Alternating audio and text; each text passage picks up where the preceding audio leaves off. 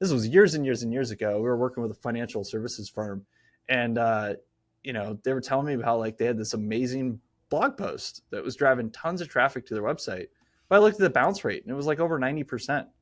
And I realized like they had written a blog post that basically said, how do insurance agents, they were part of their business was insurance, how do insurance agents get paid, right? And they wrote it from the perspective of like, we want to inform our clients. We want them to understand all the nuts and bolts of how agents get paid so they can be better, more informed customers. Really good intentions with that. They had this, they were getting tons of traffic from it, but all of it was bouncing. None of it was like carrying through into the rest of their funnel. And I started looking at like the search terms that were getting driven there. And I started looking at some of the demographics, and I realized, oh, these are all people who want to know, if I get into the insurance industry as an agent, how do I get paid? Right? What kind of money can I make? Yeah. And it was like, oh, you have like the totally wrong demographic coming to this page, well-intentioned page, right? You can have the best intentions with a blog post or with an article you put together, or even a white paper case study, something like that. And then realize like, oh, the way we framed it, the way we talked about it isn't the right way we're talking about. We're attracting the wrong kind of people with it. Yep. So just something to be thinking about when you're looking at your metrics and how they can start telling you a story about, hey, is this the right content? Are we saying the right things? Are we attracting the right people? Your metrics are going to start to help you do that. You're listening to the Remarkabrand podcast, where authentic brands win. All right, everybody. Welcome to another episode of the Remarkabrand podcast. I'm Mike Jones with my co-host, Sam Pagel. We are back for another episode. We're going to be jumping back into this big question of how do I make sure all my marketing is working? How do I even know if it's working? And we spent a lot of time talking about metrics, and we're going to spend more time talking about metrics today. So if you missed the last episode, definitely go check that out. This is part of a larger series that we've been doing all about kind of how to set up your go-to-marketing strategy, your plan, how to execute on that, and really get your professional services firm, especially all our accounting friends, our law firm friends, maybe some engineering friends, business consultancies, IT firms, all you guys. How do you get your firm out in front of the right people and start actually creating business, right, for your firm? I know many of you are already doing that. You're doing a really good job, but we've kind of done a deep dive and are putting together basically this kind of like all-encompassing go-to-market process that you can use with your firm, specifically for firms that really want to lean into their brand and really create a meaningful impact in the market with their particular brand position, where they stand in the market that's unique to them. So we spent a lot of time talking about that in previous episodes. Definitely worth checking those out. But before we do that, got to do a little name 10 things, Sam. That's right, Mike. Today, we are going to name 10 vanity metrics that we should avoid. Okay. All right. So I'm gonna start us off with tracking the likes on your cousin's Facebook page. Why would you do that? Don't do that. I like that. Crunchy chews that your dog uses. How many does it take to get to the bottom of the bowl? That's good. Maybe there's maybe if you're a pet food company, but if not, probably shouldn't be tracking those. I'm going to say tracking how many pairs of shoes collectively everyone in your company owns. Every creative agency's favorite metric to measure is how many cups of coffee do you drink in a year collectively as a whole firm. Don't do it. Don't do it. So yeah, I know we've done it, but yeah, whatever. It's one of those growing pains, I think, Mike, that you just have to get over. I'm going to say tracking how many characters that you have on your website. Yeah, characters. I like that. I'm going to go how many miles you drove to happy hours in the last 10 years. Oh, no, that's That's too long. Maybe last year, but there's not 10 some years. sales guy out there who totally tracks that. Oh yeah, you know yeah. it. Yeah, my miles are a little low, guys. I gotta really Figured step out it the up. secret to sales. If I just up my happy hour mileage, I win more. That's good. That's good. Let's see. How many hours that you have spent in the metaverse lately? That's a good one. Just lately. That's a There's good no one. time frame. Just lately. How many different cryptocurrencies you've invested in? Wow. Yeah. That could be an endless number. Yeah. It's very. There's a way to very game vague. that one. You just make more of your own. Yeah. You just keep making them. You make Yeah. like a crypto making machine. Crypto machine. Yeah. Crypto machine. Just put a little ticker on your website. It'll let people know. Mm. I'm gonna say how many degrees it is outside in Fahrenheit. But hopefully Fahrenheit. We don't do Celsius here. All of our non-US resident fans are just so angry with you right now. They are. I'm sorry. Yeah. I'm sorry. I'm gonna go with how many leftover sheets of letterhead you have left from your previous branding. Oh, that's painful. Ouch. Well, that's is that like golf where it's like lowest number wins? I would think so. Yeah. Should be 0. Hopefully. Yeah. I mean, maybe 1 if you want to just keep some legacy things around. But yeah. It's a good one to end on right there. All right. That hurt there we go a little bit. Find your frequency. All right, Sam. So we were talking about metrics last time, what you should be measuring. We talked about kind of like business goals, like really thinking through what are the metrics that matter to the business as a whole, not just in the marketing. But today I want to kind of funnel that down. Let's start thinking marketer. Let's start thinking about marketing. What are the metrics that matter to us as marketers in the day-to-day? So I know like a couple I was thinking of was like email metrics, like your signups, how many, email subscribers you have, what's your open rate like, the click-throughs on your emails. Those always feel like kind of like lowest common denominator when it comes to emails. I think there's one I was thinking about that might actually be interesting, that's a little harder to track, but might actually be more interesting, especially in professional services firms, is how many replies you get to your marketing emails, where you've invited someone to just reply, right? Like don't click anything. You don't have to like go fill out a form. Just hit reply and tell us something, and based on what your content is in your email, you can make that relevant to them. But I actually find that like even in our own newsletter, I kind of like get more excited about the replies than I do about anything else. And sometimes the replies are not even like a qualified lead kind of reply. It's maybe, like one of my mentors, business mentors, like follows our newsletter. Sweet guy. Love you, Steve. But like anytime he replies and says, oh man, I love this one. This is great. Or, we've had other people that are kind of in our subscriber list, may or may not be like a really good fit for us either now or maybe down the road. But when they reply and are like, oh, this one really hit home for me. Or man, this one I really liked. This one was really impactful for me and what we're thinking about right now in our business. I think that probably gets me the most excited about our newsletter. And sure, you see the click-throughs. That's great. I can get really excited about that too, or the open rate. Like, man, that subject line really, really won the day today.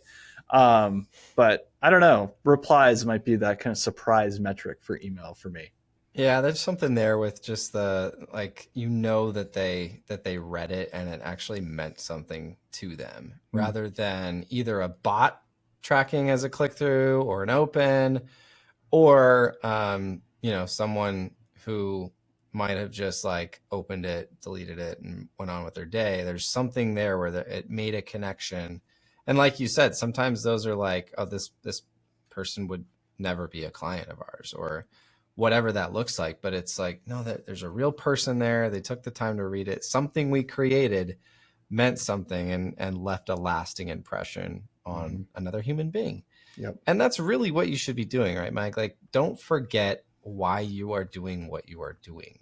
even with something that can sometimes seem as trivial as email marketing, right? Like we all get thousands of emails each week. But when you do create something, and I think that's a brilliant strategy, are you like trying to actually connect with other humans in your email marketing? Are you writing stuff that actually has kind of this personal touch to it? Like, are you asking questions? Are you calling someone to respond to that? Or is it just like, here's our products and services. Here's everything we did really good this month. Here's some awards. Here's some other stuff. It's all about us. That's a really key component, and that you can apply that to anything, right? Any part of your marketing. But I think so many times, people kind of roll their eyes at another marketing email, that we do kind of forget, like, this needs to be tailored to other humans. Yeah, I mean, I think with marketing emails, sometimes you get so caught in like just the grind of getting content out, right? That you kind of forget like, oh yeah, there's human beings on the other side of this.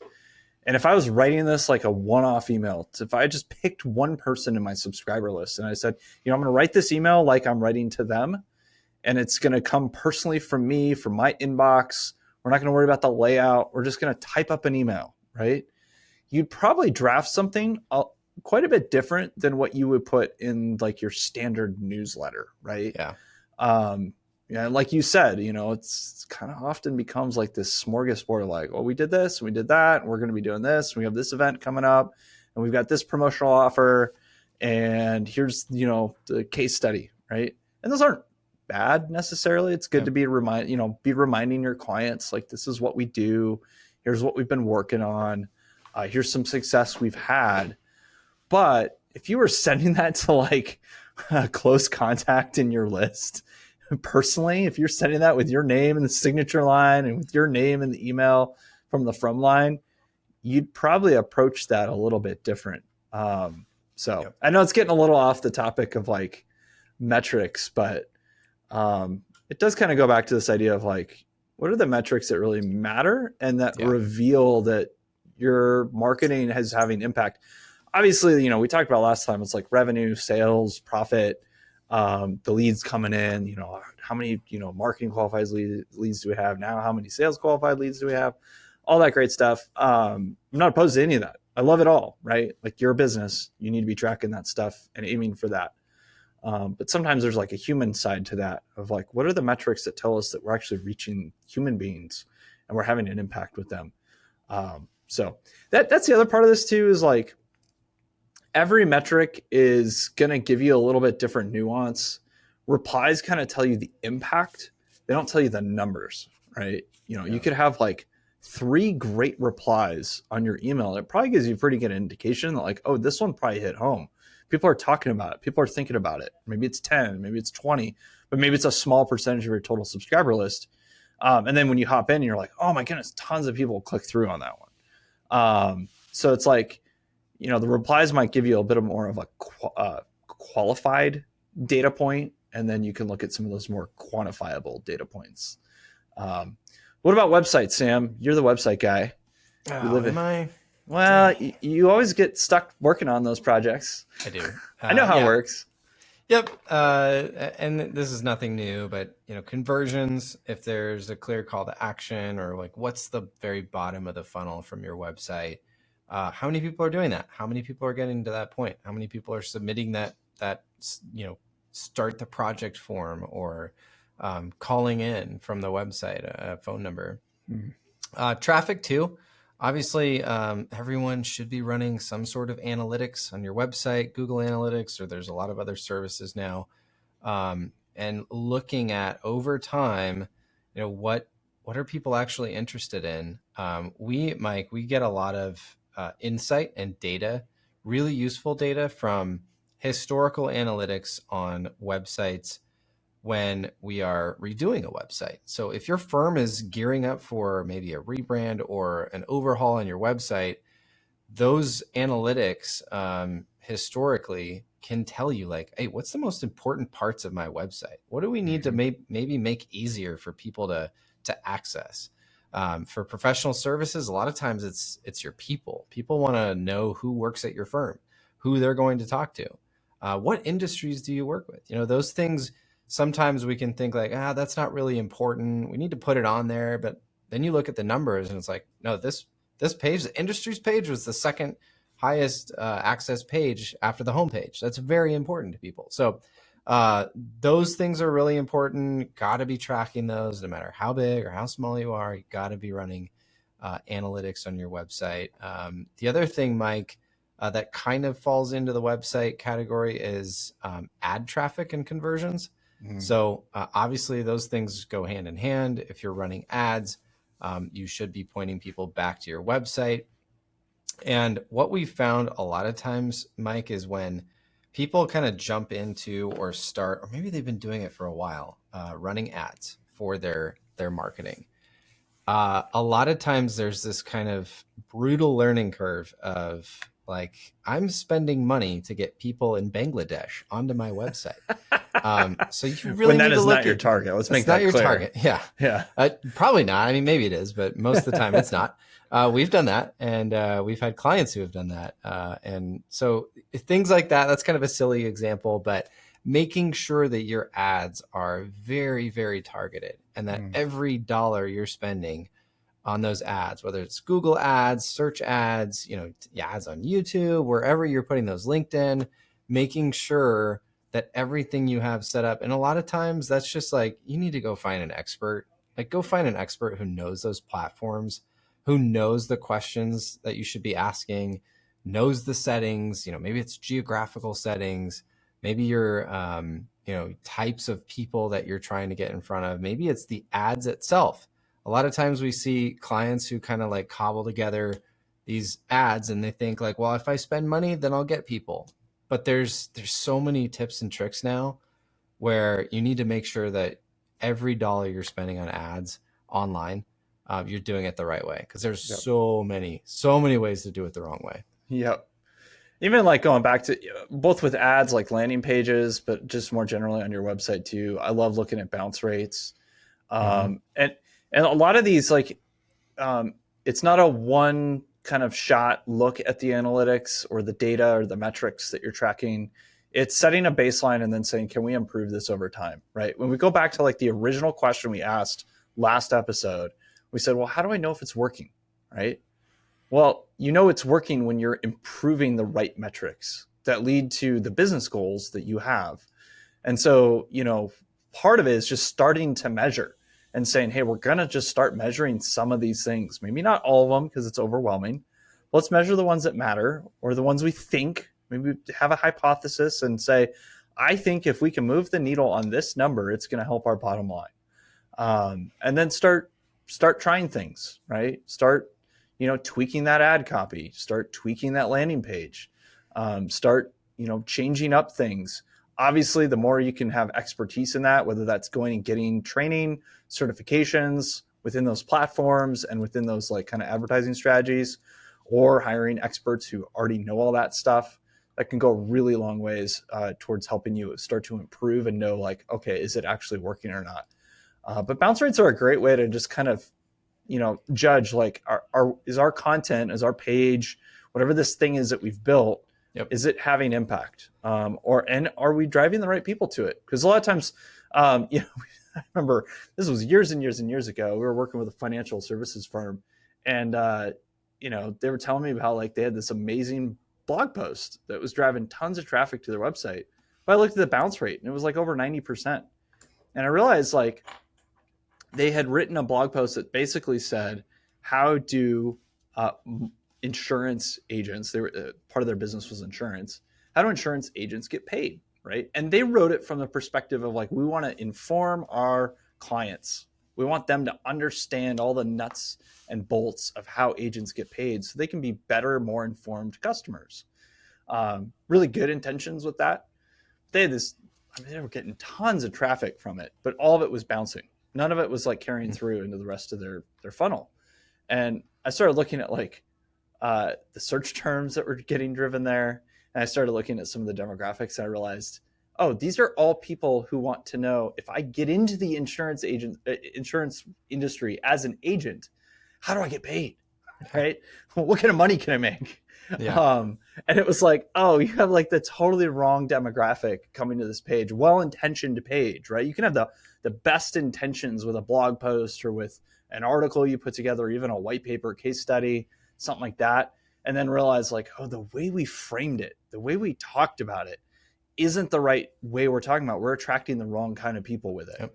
Yep. So just something to be thinking about when you're looking at your metrics and how they can start telling you a story about, hey, is this the right content? Are we saying the right things? Are we attracting the right people? Your metrics are going to start to help you do that. Yeah. What are some others, Sam? Well, it's helpful to remember too on anything here, and this is why measurement is so important. There's never going to be like a out of the box solution that's going to drive customers to you from your marketing. Like there's no solution where it's like, put this in here, add this here, and you're good. You're going to get people that want to buy your stuff. A lot of people think that marketing does that, but that's not how it works. A lot of it's like trial and error. You got to try things out. You got to test, you got to retest, you got to try new things. You take insights and you tweak it, and you take what works and then you take what doesn't work, you cut that out and you put some new stuff in. So that's why measurement is so important. And that's where, like you said, Mike, when you might have a web page or a blog post, it just explodes and everyone's like, this is amazing. But then when you look closer, it's like, well, this is actually hurting us because now it's affecting our bounce rate. Google's seeing that. They're saying this website is not very good and we don't want to send more people because they come here and they leave immediately. So, the top line number of like, oh, we got, 10,000 people. We just got traffic. We just got eyeballs and that's good, right? Any press is good press. Well, not always. Yeah. So you really do need to drill down and see what those numbers are actually telling you. Yeah, and that's where understanding the ad platforms and the technologies behind them and how they work is really critical. So if you're doing a lot of digital marketing and you don't have a lot of deep experience in it, I highly recommend like at least like boning up as much as you can, get trained, get some, education on it. It doesn't have to be something like super formal. I'm not talking like go get another university degree, but like go find, there's tons of online resources for really understanding like how SEO works, how Google works with SEO, how it works with ads, what the signals are that they're looking for that are going to give you the best competitive edge when it comes to like putting ads out or having a page on your website and having it rank well for organic SEO, that kind of stuff. Yeah. Even like, I mean, we're learning a ton about YouTube right now. Well, you are, Sam. Sam's got a little Skunkworks project going on here. Maybe we'll talk about that at some point. But you're learning a ton about YouTube, right? And so just like understanding a platform that we want to get more into. And if that's something that, a firm is thinking about, like YouTube, or maybe they're thinking about TikTok, like really try to understand that platform as much as you possibly can. And one of the ways is just like, how do the metrics work, right? Yeah. And what are they starting to tell me about how people kind of behave here? Because that might tell you some things about whether or not it's a good platform for you or not. Well, and a lot of times it's learning about what the platform wants you to do. Yeah. I mean, that kind of sounds superficial, but in a way it's not. So like, for example, on YouTube, we want to get a bunch of subscribers and we want people to watch our videos. Well, you need to make sure that you are providing a good service to YouTube, right? You are a contractor essentially for YouTube. If YouTube is seeing that your videos are not like, people are clicking on them and then they leave right away, it's similar to that bounce rate. It's like, well, they don't want to show more people your video then. They're not going to put it in feeds. They're not going to earn any ad dollars. Well, they're not earning ad dollars and they're providing a bad experience for their customers, right? True. YouTube's end customers, their eyeballs. No, they want to bury bad content. Just like Google's search algorithm is designed, I think, for the most part, to provide the best content that the people who are searching, they want to find. And so in the same way, YouTube wants to provide content that people like and want to watch and engage with for longer times. So even things like that, where it's like, it's not just a guarantee. Hey, if we post every day, we're going to do, or if we have these amazing headlines that like promise something and then we don't deliver, that's okay. We'll still get a lot of people. Like the systems and the platforms are smarter now than they were 20 years ago. And you can't just game the system like that. So a lot of times, and that kind of goes into social media, and how do you use those platforms? Again, like a lot of platforms, they want your content to keep people on their sites. So if you're posting links on every one of your LinkedIn posts that takes people away from LinkedIn is going to be mad and sad. Yep. They will not be glad. Yep. And even just understanding like something with LinkedIn particularly that's interesting is like they're trying to build a thought leadership platform, right? Where they're like a go-to place to get answers to questions. And so publishing long form articles or even long form posts, if you're not familiar with the difference between those, that's something you definitely need to kind of understand about LinkedIn. Or native video, right? These are things that make your content not only more valuable to your prospects or the people you're trying to reach, but also just to LinkedIn. And that gives you a little bit of competitive like edge because they're more likely to show your posts because you're kind of doing things the LinkedIn way, right? So longer form content generally works better with LinkedIn because they're as long as it's deep and it's thoughtful and it answers really good questions that people on LinkedIn are having, or even offsite of LinkedIn, right? Because one of the things LinkedIn's trying to do is be found as a resource for answering questions. So if like you do a Google search now for a lot of things business related, you'll find that LinkedIn results for articles are popping up. And that's very much a strategy that LinkedIn has. So again, back to your point, Sam, like knowing the platform and how they work and kind of what they prefer is really important. And starting to measure that, you'll start to see that right in your measurements. If you're looking at like, okay, let's look at engagement, let's look at likes, let's look at how many views we have on our posts, which posts are getting more. You can start to kind of go, oh, okay, so this is resonating with our audience and we're getting greater reach with it. Tagging stuff, putting people's names in it, other like partner businesses, or if you're doing, co-marketing with other organizations, tagging them on LinkedIn can help you have a little bit greater reach.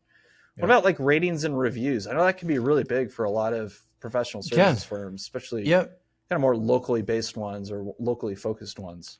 Yeah, not just like the Yelps or the Google reviews. Those are helpful too. Those help with SEO and searchability. But a lot of times, like, hey, if you're a professional services company, if you're an accounting firm or a law firm, most likely there will be local agencies that are tracking things like that. The Better Business Bureau or your local, commerce authority or anything like that. Those things are probably good to check in with. In a similar way, there's probably awards that can be won through different agencies like that.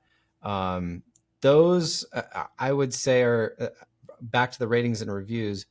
If that's something that you are committed to pursuing, track that. Set a goal. Hey, we want 500 reviews by the end of the year.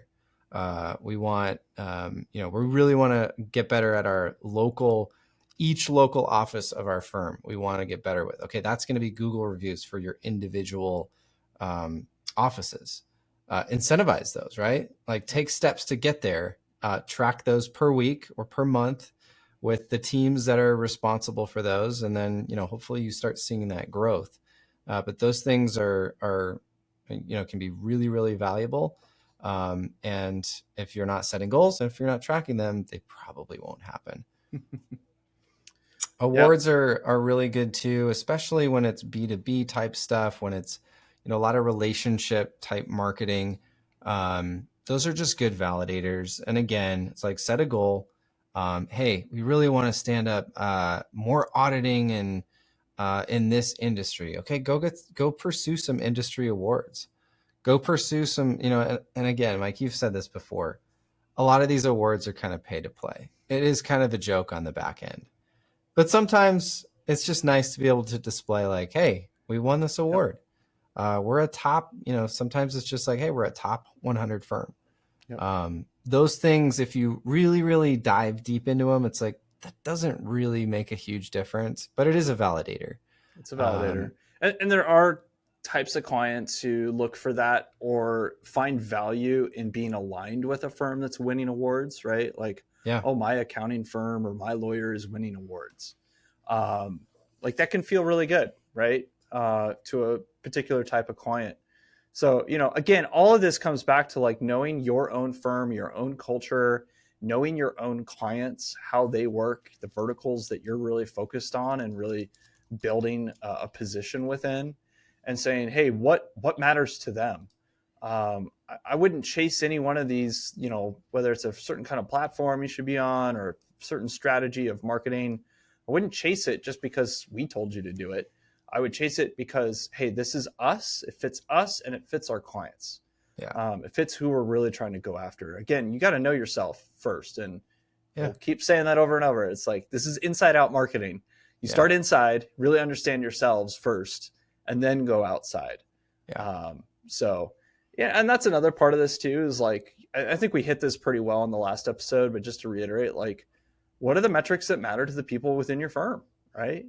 So like, if you're tracking one of these just because you think it's really important, but no one else cares about it, and maybe you can make a really good case. Like, I need to track this as a marketer in the firm. I have to track this number.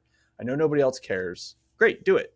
But if there's something you're tracking, you're like, well, I think other people want to know how much traffic we get. And then you ask around, you're like, hey, on that report I sent out last month, which numbers did you look at? And they don't ever mention the traffic. I'd be like, I don't know if that matters. I don't know if you need to keep tracking that. Yeah. Have a good reason. Have a good reason for it. Yeah, and those things are going to change over time. So just because you're tracking it today, or just because you tracked it last year, doesn't mean it needs to be tracked. Keep an open book on a lot of those things, and over time, I know for us, Mike, like it seems like once a year at least, we're like, all right, let's look at all the numbers that we're tracking. Why do we care about this anymore? Like, do we? Like, no. All right, we don't need to worry about that. We're supposed to be doing that quarterly, but yeah. Okay. I think it probably happens. I don't know if I'd quite get it every quarter. It probably happens. We're supposed to be. As Here's good one, EOS Yes. users, we're supposed to be doing it every quarter. Yes. I hope we don't get in trouble for what I just said from the EOS people. I'm sorry. Whatever. Here's one, Mike, that I know is near and dear to your heart. Number of events attended. Tracking that number. That's one that I think kind of can fall by the wayside, because it's kind of like this real life human thing that doesn't just come to me in a dashboard. Yeah, it's not always easy to track. And it involves other people. As a marketer, I can't really control every aspect of this. This is something that has to be kind of a firm-wide activity. Yep. And, obviously you could game this, right? You could just say, well, what counts as an event? And then start kind of like stockpiling events that don't matter. Or like, who's there? Yeah. Do we make any good relationships there? Is it the right kind of people?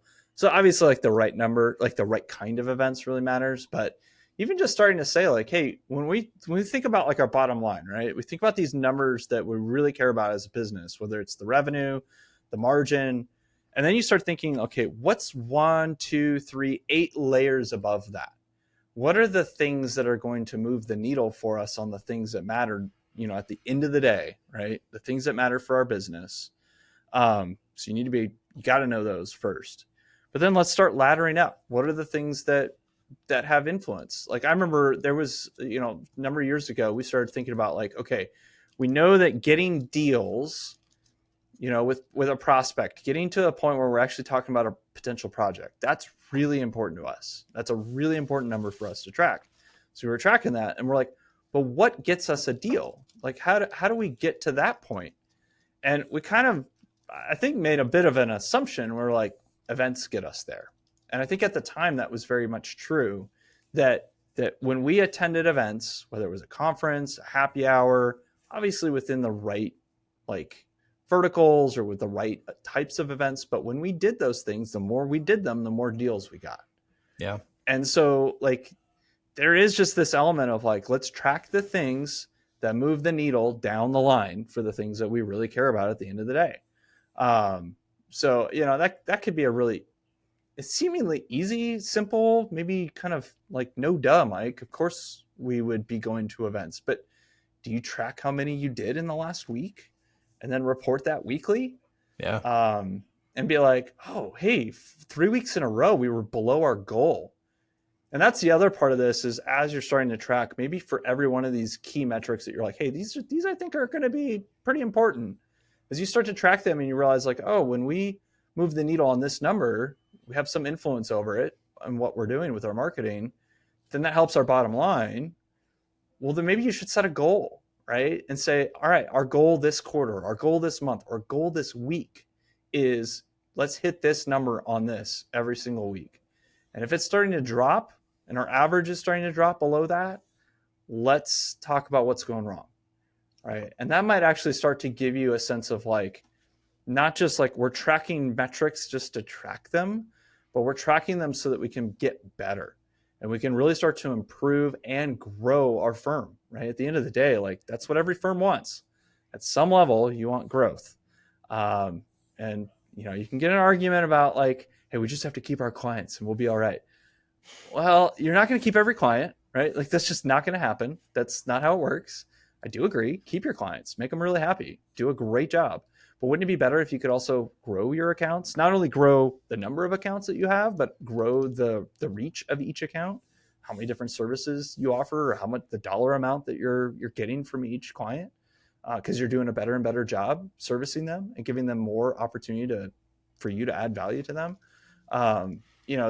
That would be where it's like, hey, if you want to start to figure out how to grow as a firm, as a marketer, you need to know what things do I do that actually influence my bottom line or the things that matter to our firm. And that kind of gets us into the next big category that we wanted to talk about. And that is activity metrics. So we've talked about kind of business metrics. What are the end of the day metrics that really matter to the ownership, to the partners, to your leadership team? Maybe those are a little bit different between those groups. That's okay, but you need to know that as a marketer. What are the things that matter to you as a marketer? So we just talked about that with all these different channels. And then finally, I think we need to talk about like the activity metrics. And this is where it's like, it's kind of dumb, but like, how many articles did you push out, right? How many podcast episodes did you ship? Yep. Was it consistent? Were you hitting it every single month or every single week like you said you would? You have goals for those. I honestly think like if there is something you're creating on behalf of the business, there should probably be a reason why you're creating that first and foremost, but also like it should be something you're creating over and over and over again. If it's important to the business and it's actually moving the needle, then why not do it again and then do it again and then do it again? In which case you need a cadence, and then you need to start tracking and making sure that you're moving that cadence forward. They're actually building a marketing program, one that is publishing consistently. I'm not advocating that every firm should be publishing a blog post like every 2 days, right? That might not be relevant. I mean, I know of an accounting firm that's now doing daily podcasts. I'm just like, oh my goodness, that sounds insane. But it works really well for them. And they really don't do hardly anything else. They create articles out of those podcasts, which is fantastic. But they're not like also doing webinars and also doing all these events and also doing like tons of other stuff.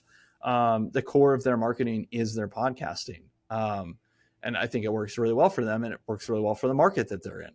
They're trying to reach a very specific market that I think podcasting actually caters really well to.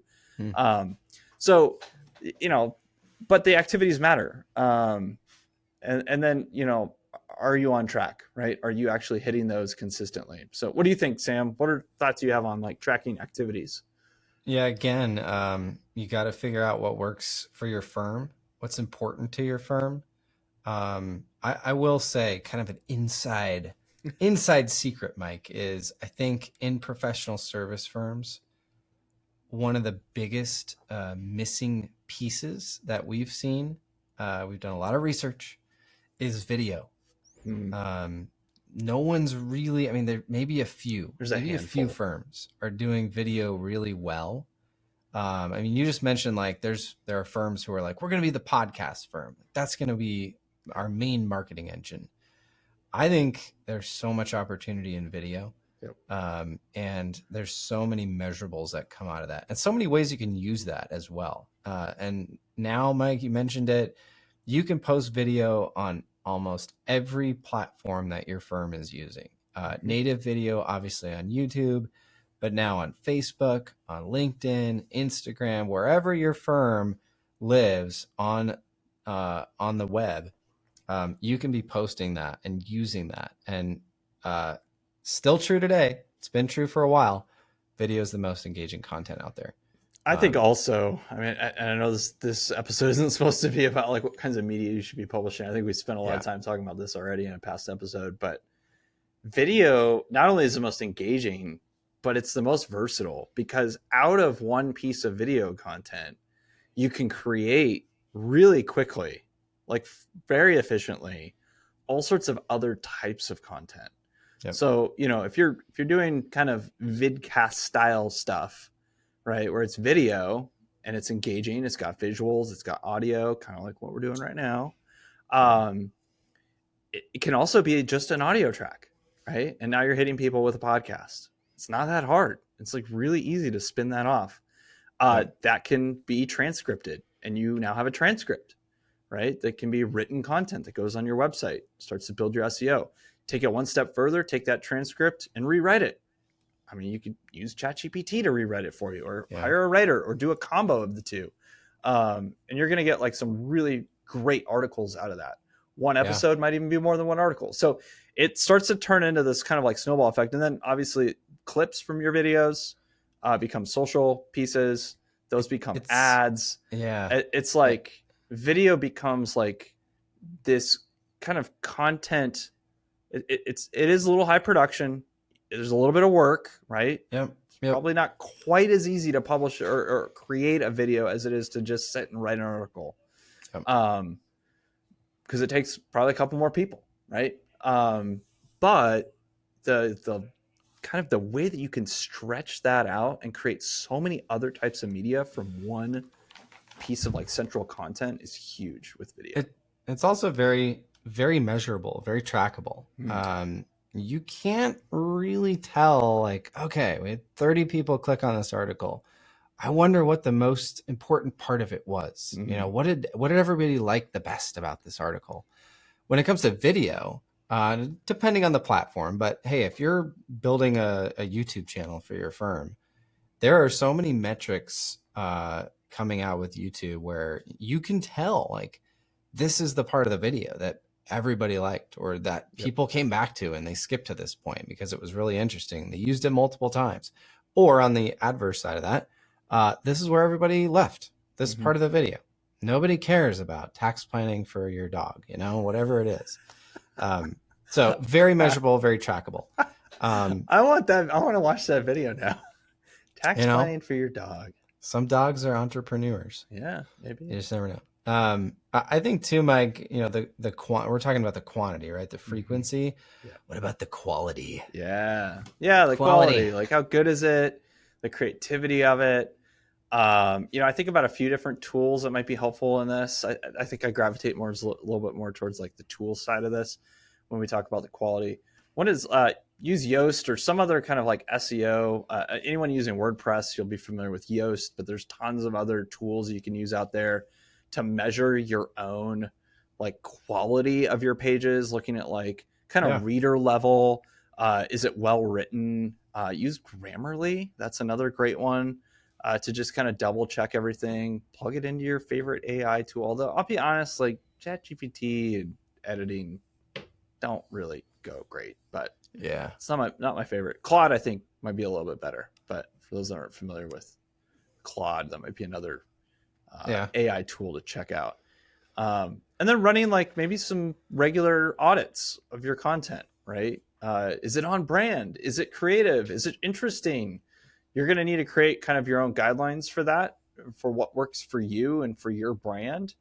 The level of what you're kind of looking for. Like, we're just looking for nailing the brand guidelines and no deviation whatsoever. Great. Do an audit and start kind of looking at things, maybe quarterly or annual, something like that.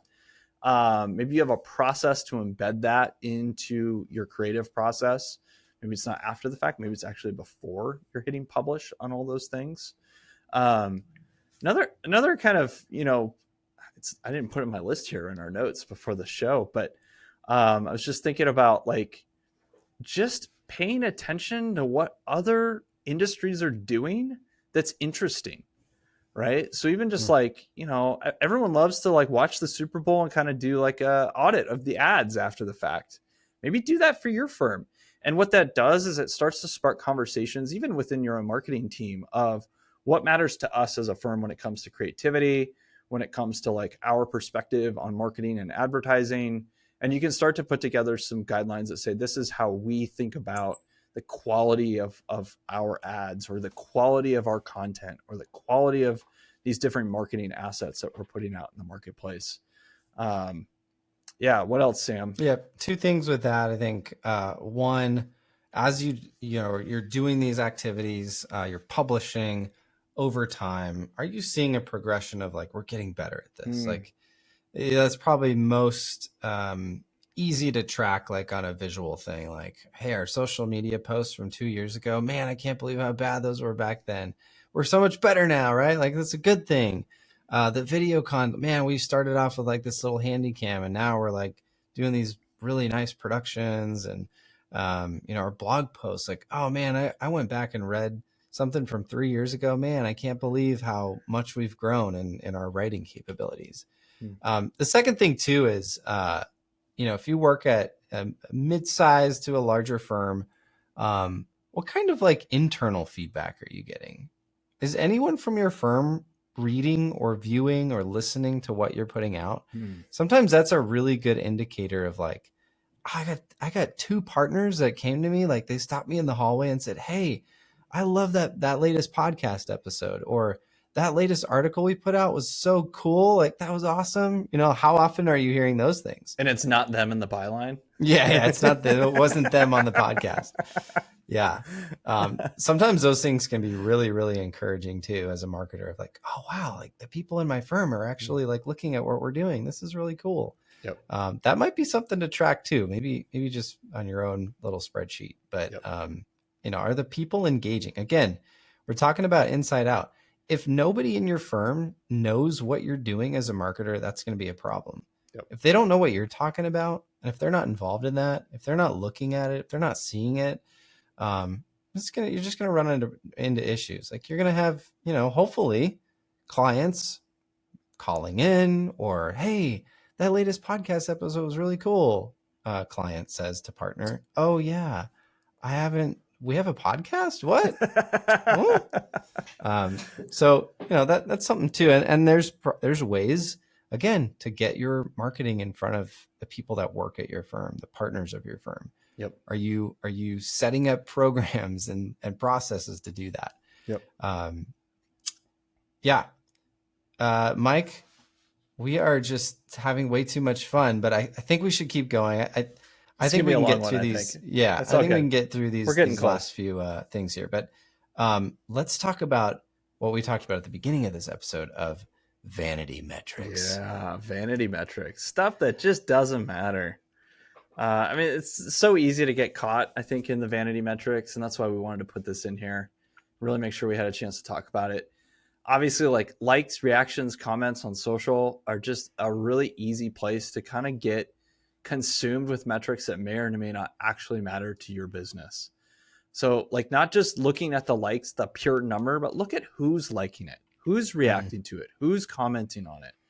Is it all your partners, like parents or like their family members? Like, okay, like cool, but like that's not going to move the needle for your business.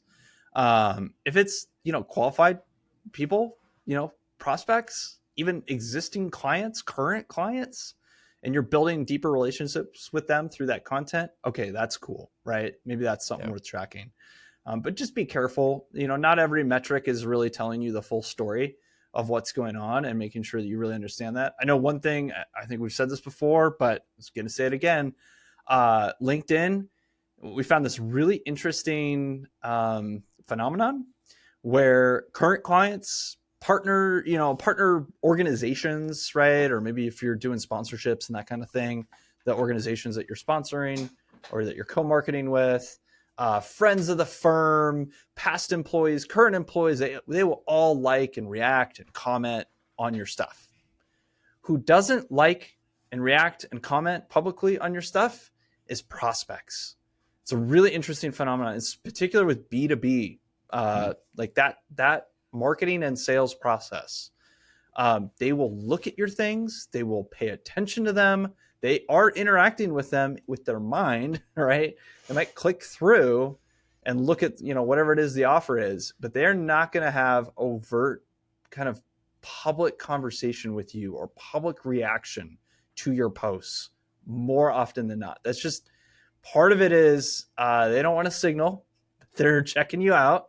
Yeah. They don't want to signal to others that they're checking you out, and they're not ready yet. They don't trust you yet enough to have that kind of relationship where they're going to interact and have a reaction or have a comment or share your content. So just keep that in mind. I think a lot of firms get discouraged. They're like, oh, our prospects don't do anything with our posts. We must have the wrong strategy with our social content. And it's like, well, I don't know if you're going to be able to tell that from those metrics. There's other metrics I'd be looking at to know that.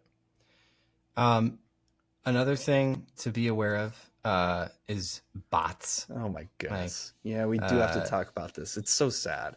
It is sad. You might see a ginormous spike in conversions last week. And then sadly, you get an email from the person who takes those inbound leads from your website and says, they send you an email saying, we got 50,000. We just got 50,000 bots on our forms. Just be aware of that and take the necessary steps to limit those. It's again where like just be careful what you're tracking. It's really easy. Here's the sad truth. There's a ton of bot traffic on the internet, and unfortunately a lot of it plays in the advertising world. And there's a lot of reasons for that. If you want to deep dive on that, maybe we do a whole nother episode on that.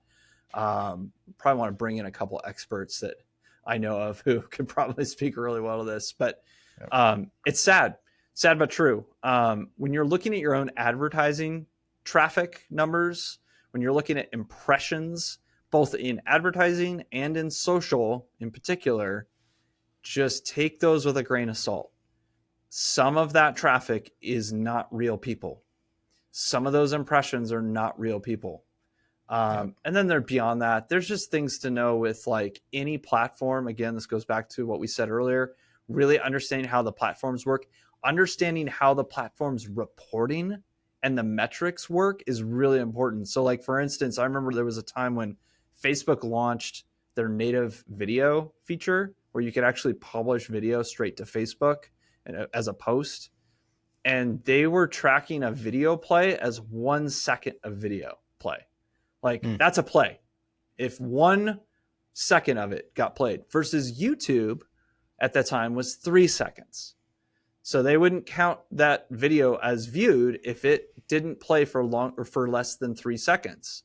And so just knowing like, our Facebook our videos are doing great. Well, it might be because of the way they're tracking it.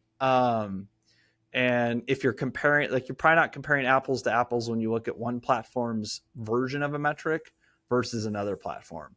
So just keeping those things in mind, knowing that some of that is not real people, or it's kind of false flag type metrics where, like, if you're on Facebook and you're scrolling, technically every time the ad just even is like, it can even be below the fold before you see it, but it's counted as an impression. As long as it got loaded, it's considered an impression. So that happens a lot with display advertising, where whole pages with ads will load when the user first loads the page. And whether they scroll down and look at them or not, it's counted as an impression. So if you're paying for impressions or you're looking at impressions as one of your metrics, just know like some of that is not legit, unfortunately. Again, that comes back to the platforms and how they're tracking things. So just keep that in mind. Mike, should you be a hoarder when it comes to data? Oh, I love data hoarding. No, I'm probably the worst offender at this. I probably track too many things, but I think there's an element of like, you could start to track everything and then be overwhelmed because you don't know how to use any of it.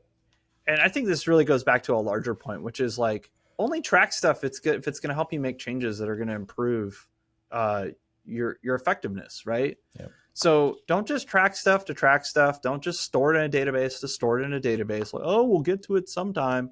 No, you won't. I promise you won't. Start tracking it when it actually matters, and then keep tracking it until it doesn't matter. And especially if you're not getting insights out of data, if you're just like, we track this stuff, but we never even really look at it, or when we do, we don't really know what we're looking at. It doesn't really help us to know how to make a change to what we're doing with our content or with our marketing strategy or who we're trying to reach. I'd say, like, why don't you just stop tracking that? It may just not be that important at this point. So measure what matters. That's my final say on that. Yeah. So at the end of the day, Mike, we don't just track and measure things because we love numbers and we love graphs, charts, pie charts, all that stuff. No, because we're not accountants. I don't know if anyone knows that, but we're not. I'm not an accountant, and I'm not actually. I do like a good spreadsheet. Spreadsheets can be fun. But what do you do with, even if you have that cool spreadsheet, Mike, what do you do with that? What do you do with all the measurements? Yeah, I mean, I think I just said it. I'll say it again. Insights, right? The goal with the data is to what story is it telling you, right? Either there's an issue that needs to be solved that the data is kind of surfacing for you, or there's some new opportunity you're missing out on right now. And those are the two things, right? What are the issues and what are the opportunities? And looking at the data in interesting ways to kind of go, oh, there might be an opportunity here. And that kind of goes back to, like, when I was talking about bounce rates, I think that's one that I like because it often surfaces opportunities where it's like, whether that's something where it's, oh, the bounce rate on this page is awful. If we just made a couple changes, I think we could really change, like, the flow of our website and make sure that people know, like, there's a next step. Here's the next thing you're supposed to do, and making that really clear to them. And then all of a sudden the bounce rate's gone. It's not the bounce rate that I care about. It's like it's what it's telling me about what behavior needs to change. Or going back to that example of, a podcast, or sorry, not a podcast, a blog post that's getting tons of traffic, but a really high bounce rate, and finding out, oh, it's because it's attracting people that have nothing to do with our business. These are not potential clients. Yeah. And then you have to make some decisions. What do we want to do?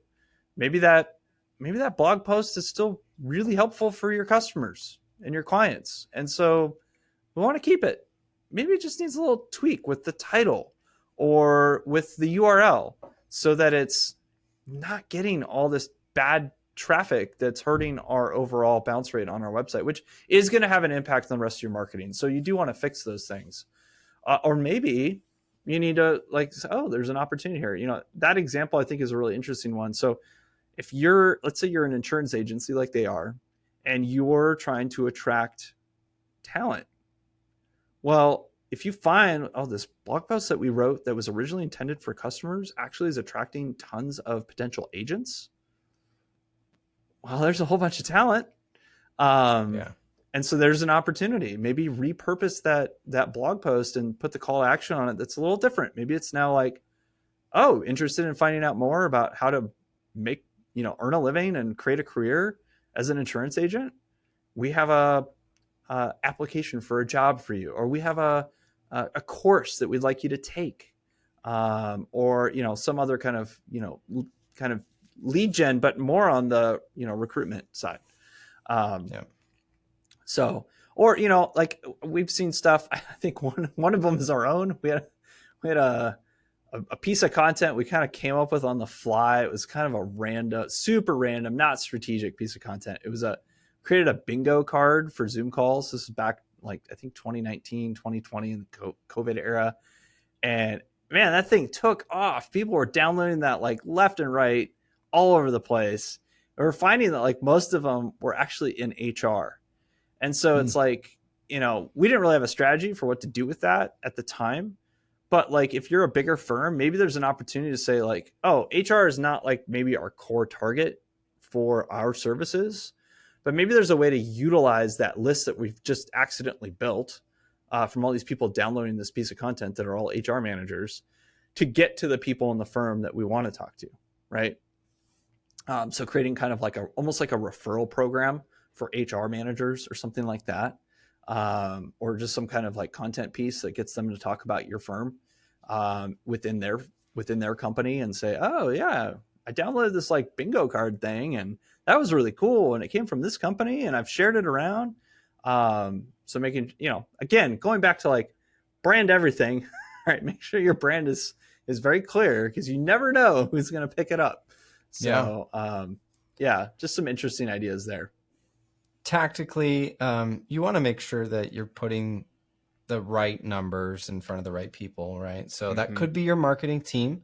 It could be, you hopefully are meeting with a partner or some of the partners or all the partners on a regular basis, making sure that you have the right numbers and the right insights that you put together. We call that a weekly scorecard, Mike. That's what we do internally. We're tracking those numbers on a weekly basis in a little dashboard that we keep. That's a principle and a tool out of a larger business management system we use called Entrepreneurial Operating System, EOS. I know a lot of firms are familiar with that system. You're going to find too that like you might have a scorecard that's a little more granular at your marketing team level. These are the activities that matter to us. These are the marketing metrics that matter to us. And then maybe you have a scorecard that's more for your leadership team, right? And it doesn't go into the weeds on all the metrics that you're tracking at the marketing team level. Like your partners probably don't really care like what all the activities are that you did last week, unless they don't trust you. But they probably care about things like, well, how many, marketing qualified leads did we get? How many sales qualified leads? How many deals came in the door? How many new prospects are in our pipeline right now? How many deals did we close? And that might not be on you to track that, but if it is because you're owning the CRM or something like that, like make sure you're putting metrics in front of them that they care about and that matter to them. But just knowing like you might have different scorecards depending on who you're kind of interfacing with. We talked about leadership, your leadership team, maybe creating a live dashboard. That can be a really interesting way to think about reporting and maybe start to get some unnecessary work off your plate. I know a lot of times as marketers, we're just kind of asked on the fly, oh, hey, could you get me a report on this number from last week? And then you're like, oh no, it's going to take me like 4 hours to like dig up all the data, figure that out, put it in front of them. It might be worth the investment to just create a live dashboard for the numbers that matter to your partners and say, hey, we're tracking them. Here they are. You can log in anytime and see them. If you ask me for it, great. I'm going to send it to you. It'll just be a screenshot. And just making it really easy for them. There's some great tools out there. I know a lot of people are familiar with Tableau, which is now a Salesforce product. Google Looker Studio is great. You can plug in a lot of things with that. There's plenty of other ones out there that'll let you like basically just plug in lots of different data feeds and then start to manipulate them and put them into, the kinds of reports, the charts and graphs that you want to use. Yeah. Sam, what happens when nobody cares about my reports? I send them. I don't get any response back. I'm not even sure they even look at it. It might just take some deep introspection, Mike. Are you measuring the right things? Are you measuring things that they care about? When maybe there's a little confrontation between you or your team and the partners. What pain points do they have about their own marketing team? And from that, extracting like, oh, you want to know this. You want to know this.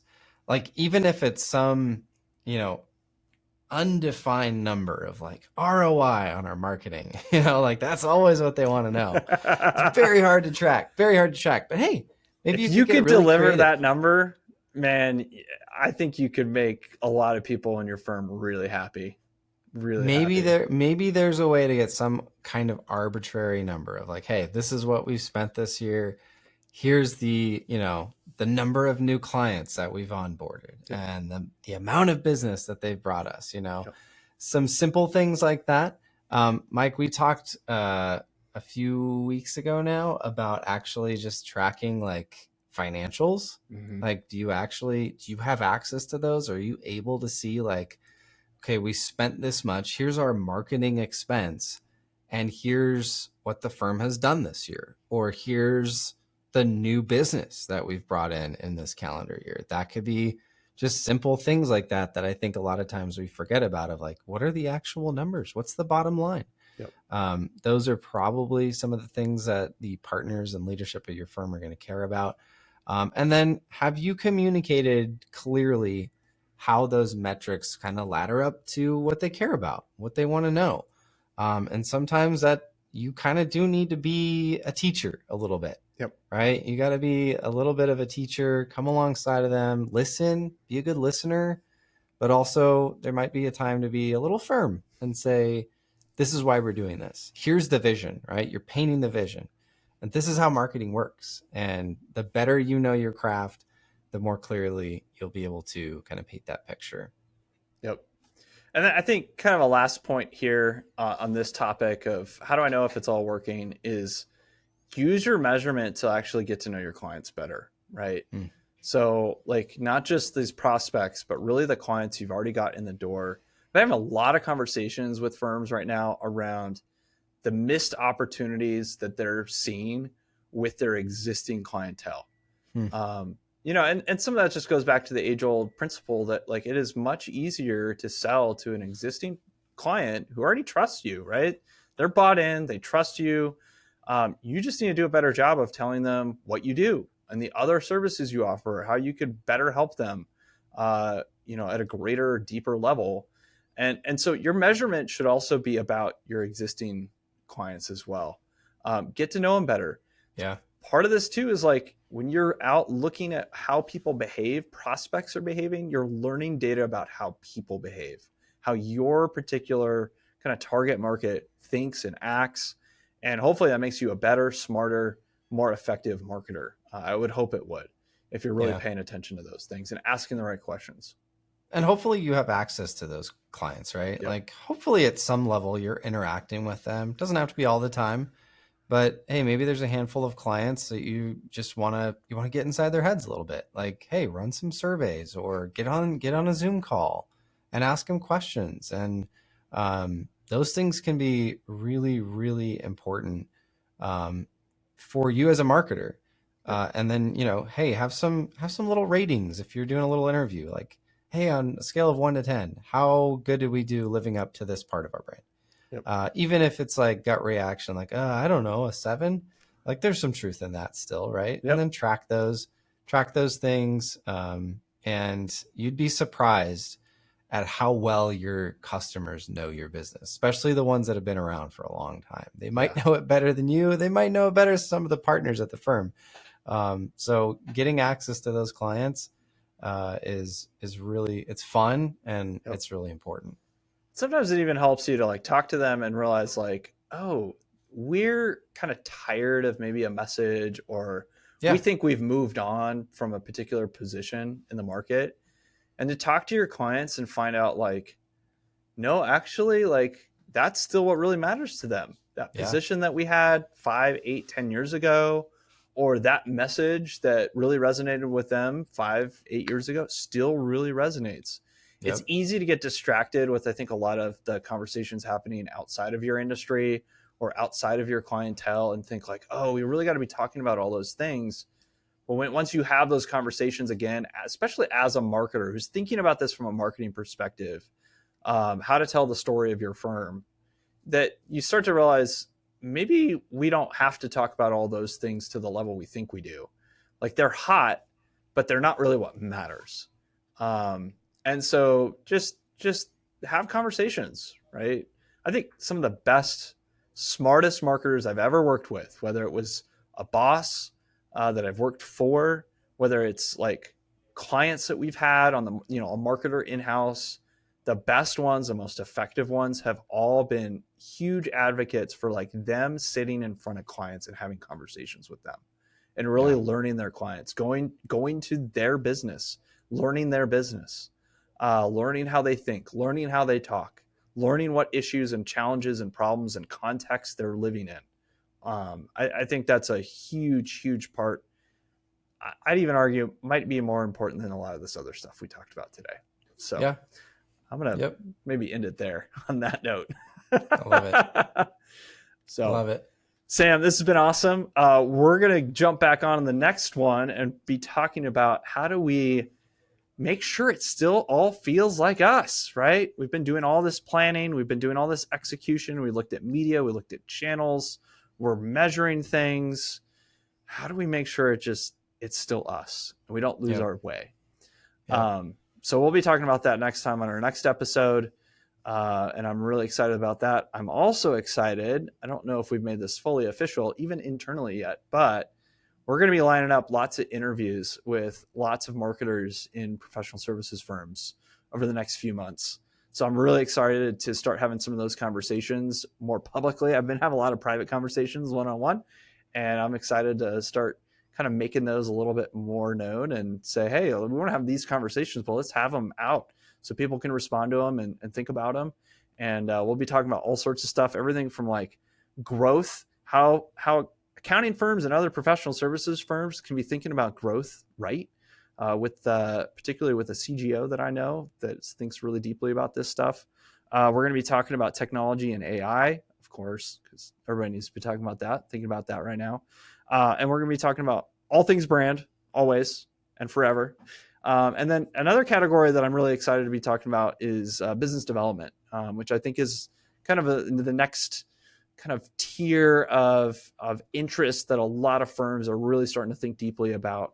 How do we get better at business development? What's our model? What's our strategy for it? What fits us as a firm and our unique identity as a firm, our culture? There's a lot of different ways to do business development. So I'm excited to be having lots of those conversations over the next few months, and we'll be dripping those out on the podcast. The Remarkable Brand Podcast is a project of Resound and is recorded in Gilbert, Arizona. You can find us on Twitter, Facebook, LinkedIn, and at remarkablecast.com. If you'd like more episodes, subscribe on iTunes, Stitcher, Google Play, or wherever you prefer to get your podcasts. To contact the show, find out more about the Remarkable Brand Podcast, or to join our newsletter list to make sure you never miss another episode, check out our website at remarkablecast.com. Copyright Resound Creative Media, LLC.